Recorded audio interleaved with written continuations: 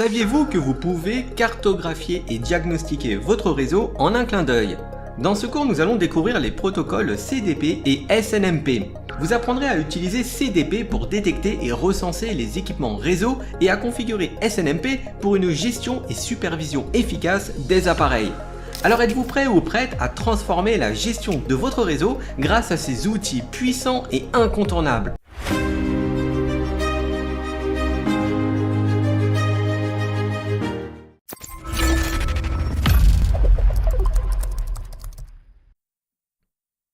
CDP permet de nous aider à créer des cartographies de notre réseau. Il est important d'avoir une visu complète de son réseau pour nous simplifier la vie, que ce soit en gestion ou en dépannage. CDP s'exécute sur tous les périphériques Cisco.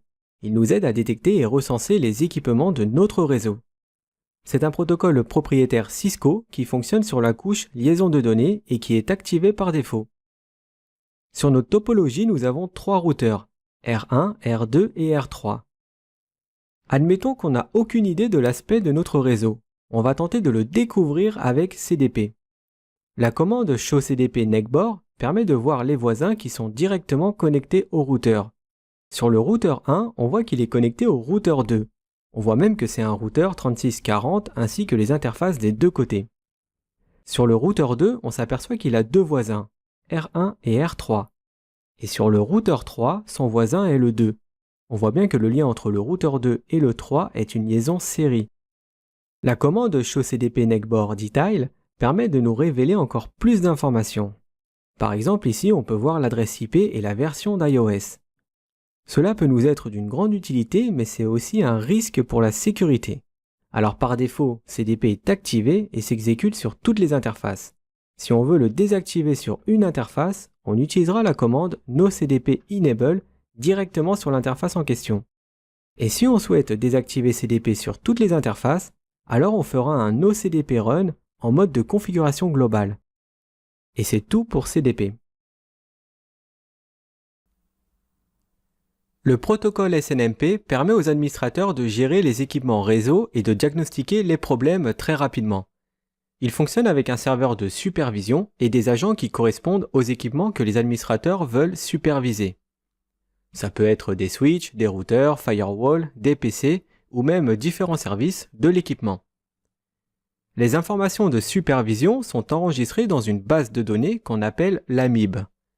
Tout appareil qui est compatible SNMP peut être supervisé. On va voir comment se compose l'ensemble des éléments qui communiquent en SNMP. Un périphérique réseau, que ce soit un routeur, un switch ou un firewall, fait tourner un agent SNMP en arrière-plan qui est en fait un processus daemon qui va répondre aux requêtes du réseau. Cet agent SNMP fournit un grand nombre d'identifiants d'objets qu'on appelle les OID. Ce sont des identifiants universels qui sont représentés par une série de chiffres. Par exemple, voici l'OID d'un switch Cisco 2950 pour relever sa température. Grâce à cet OID, il sera possible de configurer des alertes en cas de dépassement d'un certain seuil de degrés qui aura été défini. Et voici un dernier exemple. Une OID peut être longue et compliquée à déchiffrer. C'est pour cette raison qu'elle est stockée dans une MIB pour qu'elle soit plus lisible pour nous les humains. L'objectif de ces OID, c'est de permettre une compatibilité avec différents logiciels de supervision. Et l'objectif du SNMP, c'est d'identifier les ressources à superviser. Le protocole SNMP est utilisé par de nombreuses applications de management pour contrôler l'état des périphériques réseau et tout ça avec une belle interface graphique, ce qui donne une meilleure visibilité. Pour sécuriser ces données, il est possible d'autoriser ou non l'accès à ces OID avec un système d'authentification SNMP.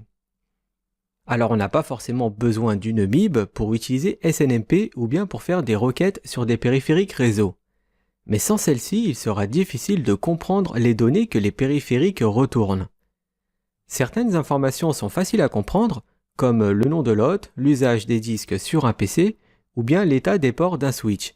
Mais dans d'autres cas, une MIB peut aider beaucoup mieux la compréhension. La plupart des périphériques utilisent comme authentification le nom de communauté publique, qui n'est pas très sécurisé. SNMP peut être utilisé de 2 manières différentes, soit en polling ou par des trappes. Le polling consiste à envoyer une requête à intervalles réguliers pour obtenir une valeur particulière. Cette technique de vérification active permet à un programme ou à un script de vérifier si les données retournées sont correctes.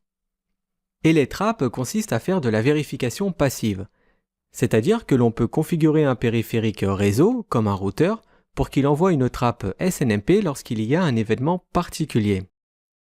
Par exemple, le routeur peut envoyer une trappe lorsqu'il détecte une liaison coupée sur une de ses interfaces. Il est même possible de configurer une notification mail lorsque la trappe SNMP est envoyée. Il existe 3 versions du protocole SNMP. Pour conclure, le protocole SNMP est un outil indispensable dans un environnement réseau car il permet aux administrateurs de détecter très rapidement les problèmes. On va maintenant passer à la configuration. Dans la version 1 de SNMP, on crée d'abord une access list pour n'autoriser que notre serveur de supervision.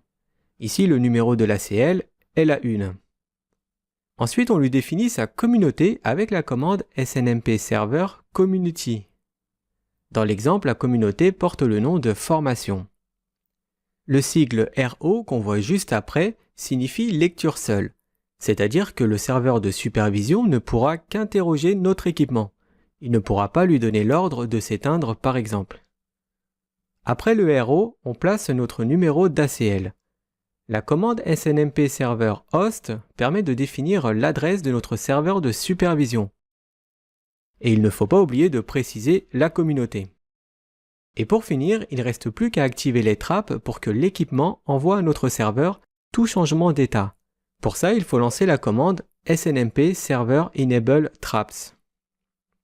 La version 2 de SNMP est la version la plus utilisée aujourd'hui. Il s'agit exactement de la version 2C. Les commandes sont identiques, sauf que dans la commande SNMP Server Host, on doit préciser la version 2C. Et pour finir, passons à la configuration du SNMP en V3. Ici, il faudra d'abord configurer le groupe SNMP V3. Ensuite, configurer le serveur de supervision et configurer l'identification de ce même serveur. Avec la commande SNMP Server Group, on lui spécifie une communauté qu'on nomme formation, suivie de la version 3. Ensuite, on choisit le type d'authentification parmi les 3 modèles disponibles. Vient après le mode d'accès à l'AMIB, c'est soit en lecture ou en écriture. Et le V1 Default est une fonction sans restriction, car si on le souhaite, il est possible de donner des accès en lecture ou écriture à certaines MIB. Ensuite, il faut configurer un login mot de passe dans notre serveur de supervision. Avec la commande SNMP Server User, on spécifie un nom de connexion. Ici, on a choisi le nom Centréon, suivi de la communauté formation.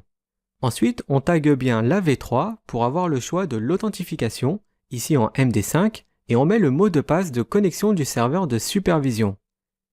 Et il ne reste plus qu'à identifier le serveur de supervision avec la commande SNMP Server Host.